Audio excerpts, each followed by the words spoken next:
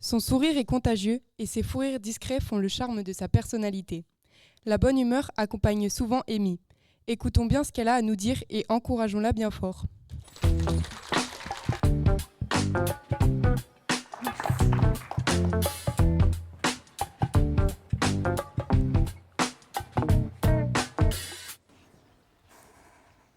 Aujourd'hui, je me tiens là devant vous, adolescent d'hier et d'aujourd'hui, qui êtes comme moi.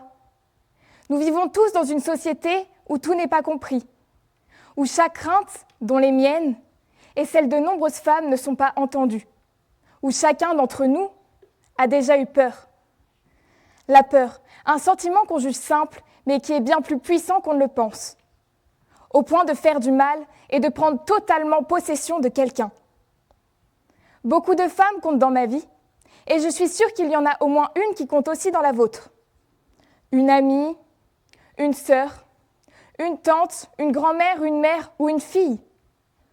Avez-vous déjà remarqué le temps de réflexion que prend une femme sur la manière dont elle s'habille ? Chacune réfléchit aux conséquences de sa tenue, aux réflexions qu'elle pourrait se prendre de la part d'un homme si elle avait l'audace de mettre cette robe un peu trop décolletée. Certains diraient que c'est absurde d'avoir peur pour si peu, et peut-être même que vous en faites partie. Mais avez-vous déjà cherché à comprendre ? Vous l'aurez compris, j'ai choisi aujourd'hui de vous parler de la peur, un sentiment trop important pour ne pas l'évoquer. Dans la vie, on a tous peur et c'est normal. Peur du regard des autres, peur d'échouer, peur de ne pas être comme tout le monde, peur de ce qui nous arrivera dans l'avenir.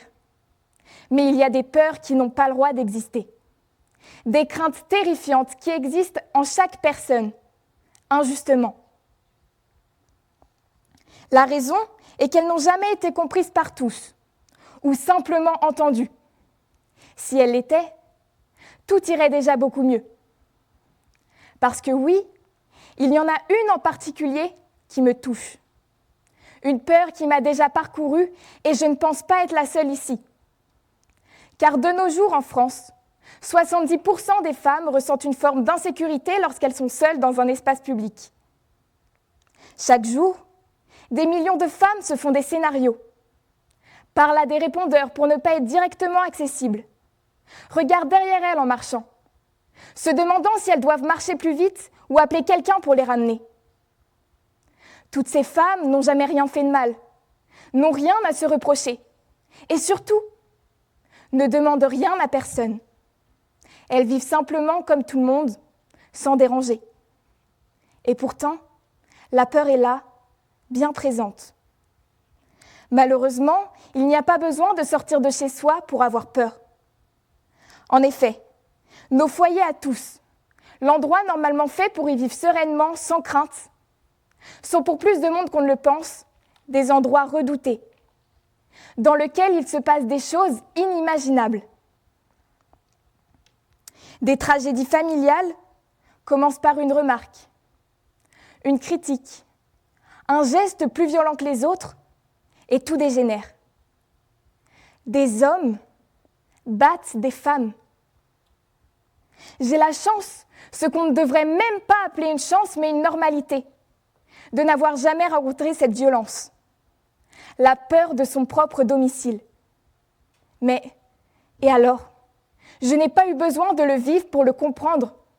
Comprendre que des femmes se font battre et que des enfants ont toujours vécu de malheur et de souffrance. C'est ça le véritable problème.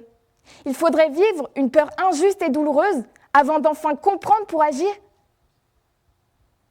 Évidemment que non.